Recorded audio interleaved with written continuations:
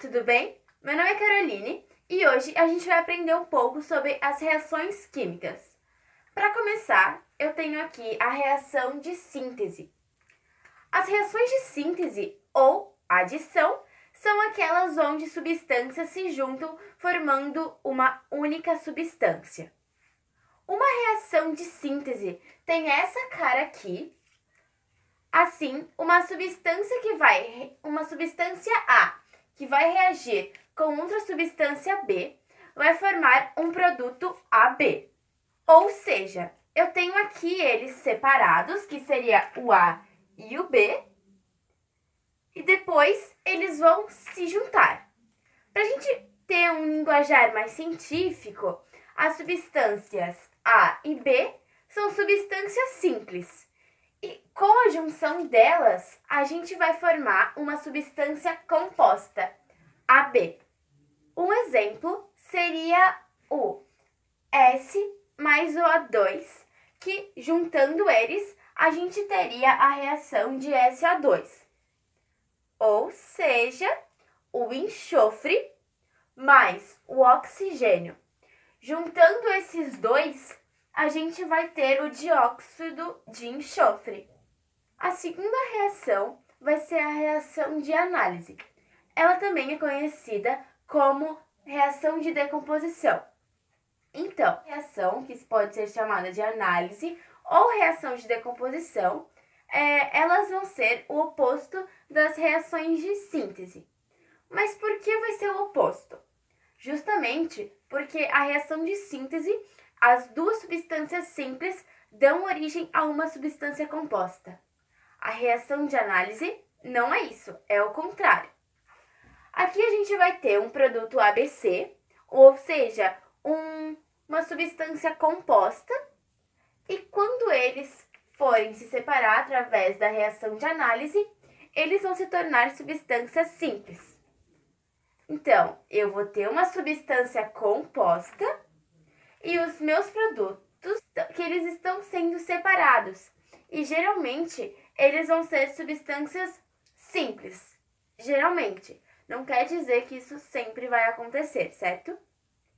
Então, aqui eu tenho um exemplo, que seria o 2NaCl, que seria a fórmula para o sal de cozinha. Ele, na reação de análise, ele vai se separar e vai formar o 2Na mais o Cl. Ou seja, a gente, através desse sal de cozinha, com a reação de análise, eles vão se separar e eles vão formar o sódio e o cloro. Agora, eu vou ter aqui a terceira reação química, que vai ser a reação de simples troca.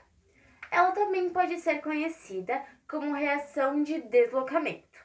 A reação de simples troca, ela vai merecer um pouco mais de atenção, mas não que ela seja difícil, mas é que ela tem alguns detalhes a mais do que as anteriores. Bom, a reação de simples troca, ela vai ter esta cara aqui, onde a gente vai ter uma substância simples e uma substância composta. E essa substância simples vai reagir com essa substância composta. O A vai reagir com o BC e eles vão meio que trocarem de lugar. Bom, mas como assim eles vão trocar? Eu vou ter o A, que aqui ele está sozinho, certo? O B e o C, eles estão juntos. Quando o A passa para esse lado, ele vai roubar o lugar do B. Ou seja, vai ficar AC. Enquanto ele roubou o lugar do B, o B vai ficar aqui sozinho. Ele vai ser uma substância simples, o B, com uma substância composta, o AC. Agora, eu vou mostrar um exemplo que eu tenho aqui. Bom, esse exemplo a gente vai ter o zinco, que ele vai estar reagindo com o nitrato de chumbo. Aí agora eu vou ter a formação do nitrato de zinco, mais o chumbo.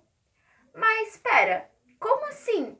Se antes a gente tinha aqui o zinco reagindo com o nitrato de chumbo e agora a gente tem a formação do nitrato de zinco com chumbo. Bom, é simples.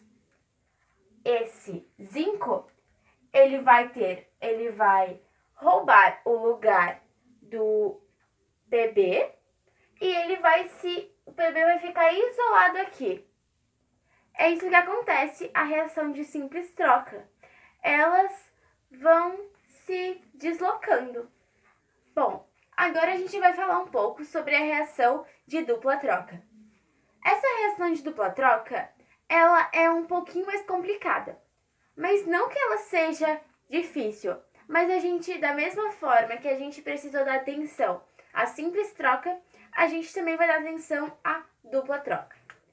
Uma coisa que vai diferenciar a simples troca da dupla troca já está no próprio nome. O primeiro nome, que seria o dupla. A simples troca é uma única troca. Agora, na dupla troca, a gente vai ter duas trocas. Bom, então essa reação vai ter esta cara aqui e a gente vai ter uma substância AB que ela vai reagir com uma substância BCD. E aí, a gente vai ter este produto aqui. Agora, o B vai estar com o C. Agora, o B, ele se uniu com o C. Antes, ele estava separado. Agora, eles se uniram e formaram o BC. Bom, e o A, ele vai se unir com o D. Então, ele também teve uma troca de lugar. Duas trocas. Antes, o A estava aqui e o D estava aqui. Ambos estavam separados. Agora, eles se juntaram, da mesma forma que o BC. Todas as substâncias, todas essas, elas são substâncias compostas. Aqui a gente vai ter os reagentes e aqui a gente vai ter os produtos. Bom, agora eu vou mostrar um exemplo que a gente tem sobre a dupla troca. Agora a gente vai ter um exemplo aqui da dupla troca. Esse exemplo seria basicamente que o hidróxido de sódio ele vai estar reagindo com o nitrato de prata.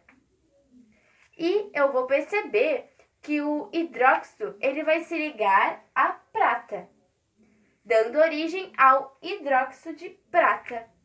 E o ânion nitrato ele vai se ligar com o sódio. Assim, a gente vai perceber que aqui o Ca ele trocou de lugar. Antes ele estava com o CO3, com o C e o O3, e agora ele está aqui, com o Ca com o SO4, ao invés do CO3. A mesma coisa do H2.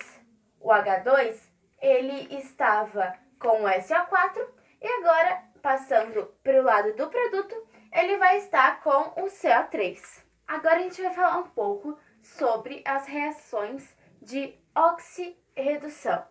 Elas envolvem a transferência de elétrons entre átomos, íons e até mesmo moléculas. Em uma reação de oxirredução, ocorrem mudanças no número de oxidação, que ele é mais conhecido como NOx. Oxirredução consiste nos processos de redução e oxidação. Bom, no processo de redução, a gente vai ganhar os elétrons. A gente vai ter o ganho de elétrons.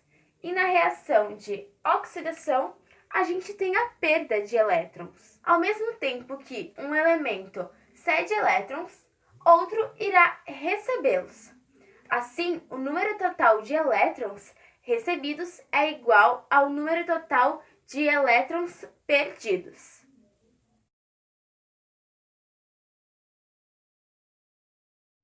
Então, o experimento que eu vou fazer, ele vai necessitar de bicarbonato de sódio, um copo com limão e um copo com vinagre, que eu vou pôr agora. Então, o primeiro experimento será colocado bicarbonato de sódio no copo com limão.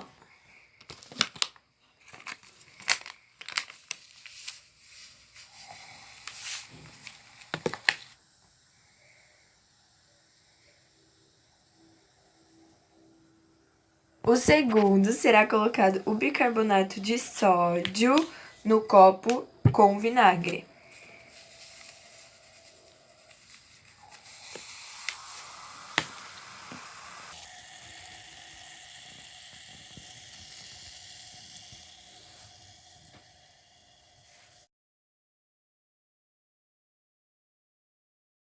Eu vou falar sobre as curiosidades. Uma curiosidade que você sempre deve ter se perguntado é por que a gente chora quando cortamos uma cebola. Bom, a resposta é bem simples. O que acontece é que uma das células da cebola é rica em sulfuretos, enquanto a outra é rica em enzimas. Quando cortada, as células da cebola elas vão se misturar, ocorrendo uma reação entre suas substâncias, que resulta numa terceira, o ácido sulfênico. Esse ácido ele é transformado em gás e quando em contato com a água, uma fraca solução de ácido sulfúrico é produzida. Como os olhos estão sempre úmidos, ocorre essa transformação do gás em ácido. Consequentemente, acontece a irritação dos olhos, por isso que eles vão lacrimejar. Uma outra curiosidade é porque o gazelho ele afina a voz. Bom, a resposta é que assim, o que acontece é que o gazelho ele é bem mais leve do que o ar que a gente respira, cerca de 7 vezes mais leve.